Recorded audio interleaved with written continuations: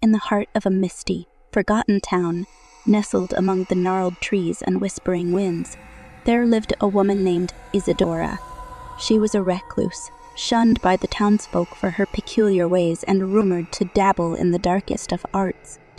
Isadora's cottage stood at the edge of the forest, its windows like empty eyes staring out into the darkness. From its chimney, tendrils of smoke curled into the night sky, carrying with them the scent of incense and forbidden ritual. Whispers of Isadora's deeds echoed through the town, tales of strange lights dancing in the woods and eerie chants echoing through the night.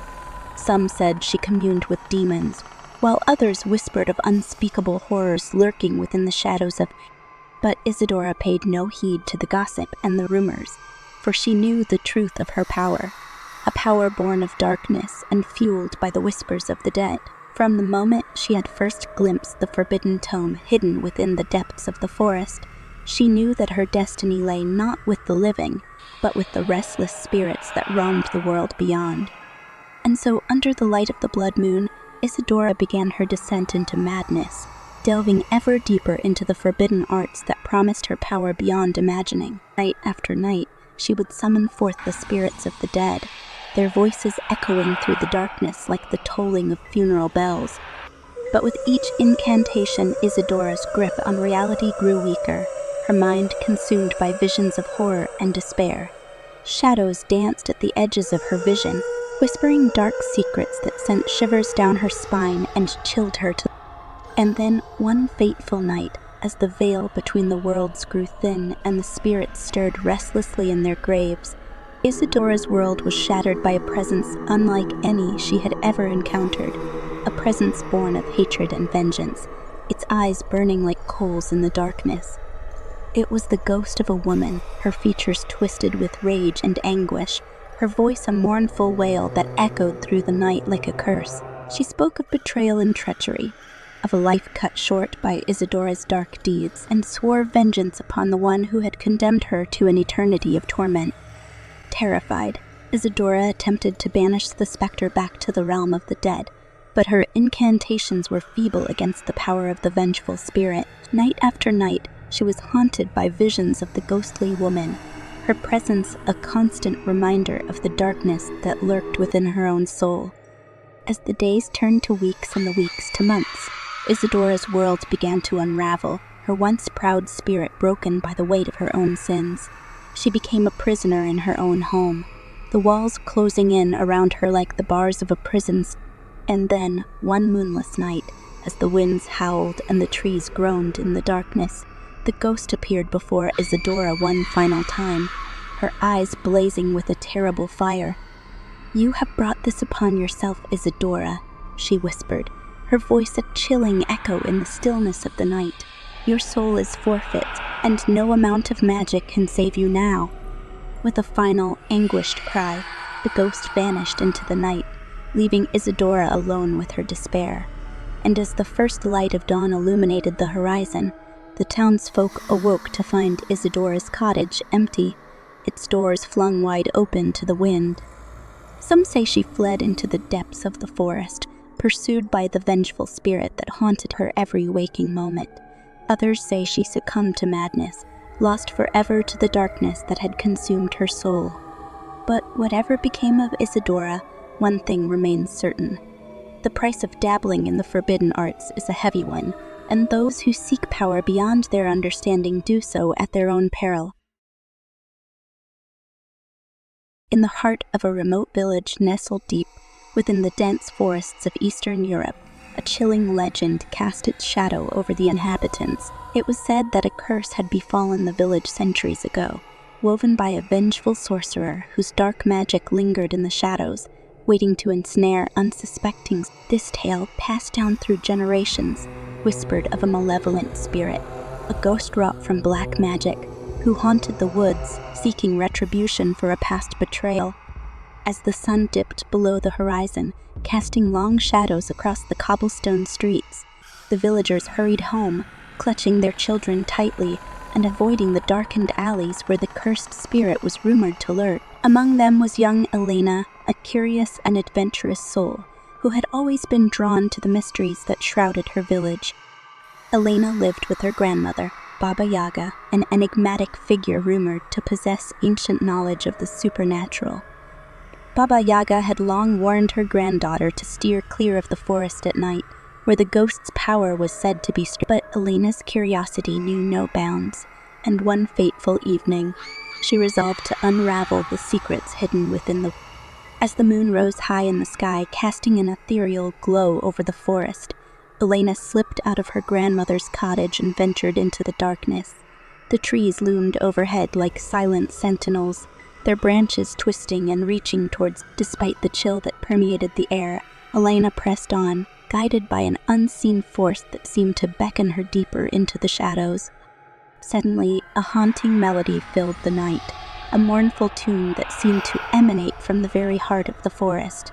Entranced, Elena followed the sound until she reached a clearing bathed in moonlight. There, standing amidst a circle of ancient stones, was the ghostly figure of a woman, her form translucent.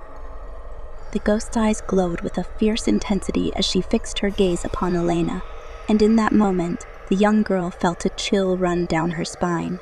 It was as if the spirit could see into her very soul, probing her thoughts and fears. "Why have you come here, child?" The ghost's voice echoed through the stillness, sending shivers down Elena's spine. "I seek answers," Elena replied, her voice trembling. "Answers about the curse that haunted." The ghost's lips curled into a chilling smile, and she beckoned Elena closer with a spectral hand. "You are brave, child, to seek the truth in the face of danger," the ghost whispered. "But be warned, once you know the truth, there is no turning back." Long ago, the ghost began, her voice a haunting whisper on the wind. This village was a place of peace and prosperity. But jealousy and greed tore us apart, and in my rage, I called upon dark forces to exact my revenge. Elena listened in rapt attention as the ghost recounted the tale of her betrayal, a tale of love lost, and the bitter sting of betrayal that had driven her to madness. In her quest for vengeance, she had unleashed a curse upon the village, a curse that had plagued its inhabitants for generations. "But there is hope," the ghost continued, her voice tinged with sorrow. Determined to lift the shadow that hung over her home, Elena vowed to uncover the secrets hidden within the forest and to put an end to the curse once and for all. But just as they neared the source of the curse, a shadowy figure emerged from the depths of the forest. A dark sorcerer, his eyes gleaming with malice as he sought to protect the secrets that lay hidden within. "You dare to defy me?" the sorcerer snarled, his voice echoing through the trees like thunder. "You will never break the curse, for its power is mine." With a wave of his hand, the sorcerer unleashed a wave of dark magic, sending Elena and the ghost reeling backwards. But even as the darkness threatened to engulf them, Elena refused to back down. With a defiant cry, she summoned the light of the moon to her aid, channeling its energy into a powerful burst of magic that engulfed the sorcerer in a blinding flash of light. As the darkness receded, Elena felt a sense of triumph wash over her, a triumph born not of brute force, but of courage and determination. With the sorcerer defeated and the curse broken, peace once again returned to the village. The shadows that had haunted its streets for so long melted away, replaced by the warm glow of...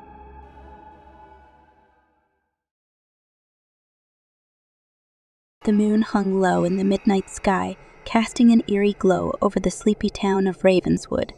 Nestled among the ancient oaks and winding rivers, Ravenswood was a place where time seemed to stand still, a haven of peace and tranquility, far removed from the chaos of the outside world.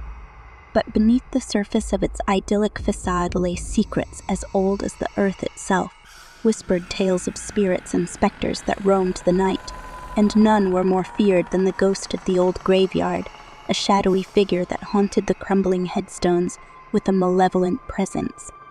It was into this world of darkness and mystery that James Whittaker found himself thrust one fateful evening.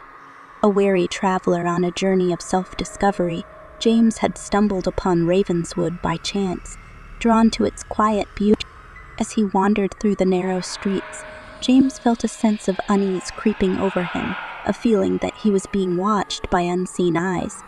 Ignoring the chill that ran down his spine, he pressed on, his footsteps echoing against the cobblestones in the stillness of the night. And then, as if drawn by an invisible force, he found himself standing at the edge of the old graveyard, a place of forgotten souls and lost dreams. The air was thick with the scent of decay, the ground shrouded in a blanket of mist that seemed to swallow the very light of the moon. For a moment, James hesitated, his heart pounding in his chest as he gazed upon the silent tombstones that stretched out before him.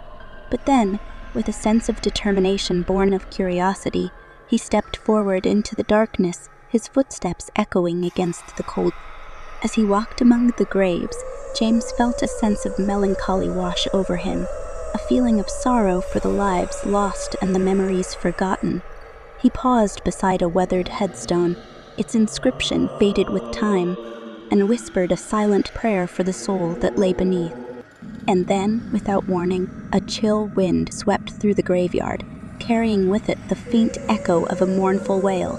James froze in place, his senses on high alert as he scanned the shadows for any sign of movement. And that's when he saw it, a figure cloaked in darkness, its eyes burning like embers in the night. The ghost of Ravenswood, a specter of death and despair, stood before him, its form shifting and twisting in the moonlight. For a moment, James stood rooted to the spot, his mind reeling with fear and disbelief. But then, with a sudden burst of courage, he stepped forward to confront the apparition, his voice trembling but determined. "Who are you?" he demanded, his words echoing against the silence of the night. The ghost said nothing, its eyes fixed upon James with an intensity that sent shivers down his spine.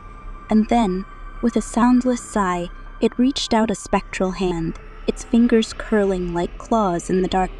In that moment, James knew that he was in grave danger, that the ghost of Ravenswood meant him harm. But even as fear gnawed at his heart, a stubborn spark of defiance burned within him, refusing to be extinguished. And then, in the blink of an eye, the ghost struck back, a cold, numbing sensation that seared through James's flesh like fire. He cried out in agony as darkness closed in around him, his vision swimming with visions of death. But just as he felt himself slipping away, a voice echoed in the depths of his mind, a voice filled with warmth and compassion, a voice that spoke of redemption and renewal. "Find the light, James," it whispered, its words cutting through the darkness like a beacon in the night. "Find the light, and you will find your way home." With every ounce of strength he had left, James reached out into the void, his fingers grasping for something, anything to hold on to. And then, with a burst of blinding light, the darkness shattered, leaving him lying alone among the gravestones, his body battered and bruised but his spirit unbroken. As the first light of dawn broke over the horizon, James rose to his feet, his heart heavy with the weight of the night's ordeal. But even as he stumbled back into the world of the living, he knew that he had been forever changed, that the ghost of Ravenswood had shown him the true meaning of courage and sacrifice. And though he would carry the scars of that fateful encounter for the rest of his days, he also carried with him a newfound sense of purpose,